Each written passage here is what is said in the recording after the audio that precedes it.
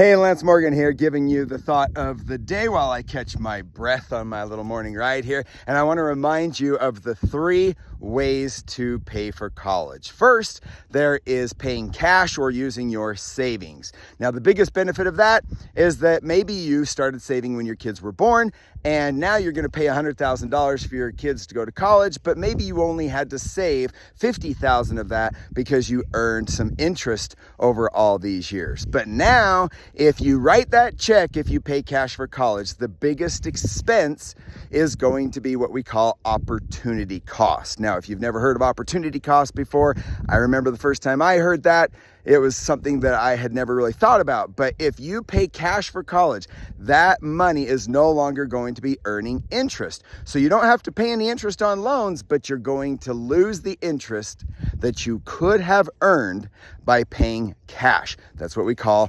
opportunity cost. So if you pay $100,000 for your kids' college education, that could have potentially grown to $300,000 during your retirement. So the opportunity cost of paying cash for college is that $300,000 that you're not going to have in retirement. Which brings us to the second way to pay for college, which is to borrow the money. Now, the number one reason why nobody wants to borrow the money is because of all the interest that you're going to pay on the loans that you borrow. But remember, you're either going to pay interest on loans to borrow somebody else's money, or you're going to lose the interest that you could have earned by paying cash.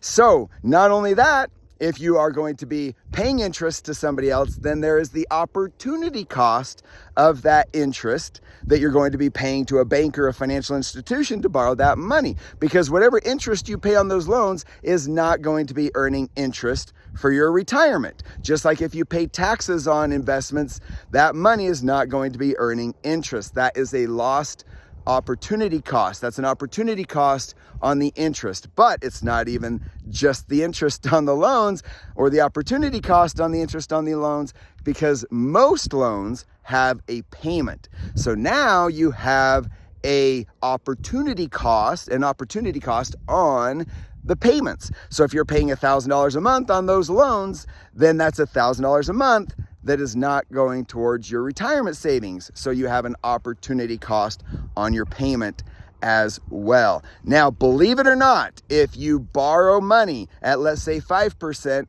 and if you could have earned 5% on your savings, then the actual cost is the same, whether you pay cash or whether you borrow the money. The opportunity cost is the same, which brings us to the third way to pay for college, which is to borrow the money at a lower interest rate than you could earn on your savings without loan payments.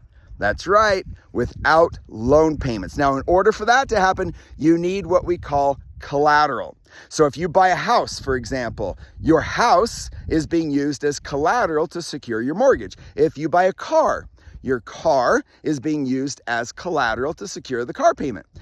In this particular scenario, your savings is used as collateral to borrow money. So believe it or not, there are financial institutions that will loan you money over the next 30 years without a loan payment because they're using your savings as collateral. Now, imagine if your savings could earn even 6% over the next 30 years, and you could borrow money at, let's say, 5% without a loan payment. That means all of your monthly payments and all of your savings could go towards your savings. Now, the difference between the money that you're earning and the interest that you're paying on the loans could potentially give you a huge chunk of money back during retirement, which means that you could actually pay for college without negatively affecting your retirement. If you want to learn more, reach out to us. We'd love to help you and run the numbers for you. Have a great day. Talk to you soon.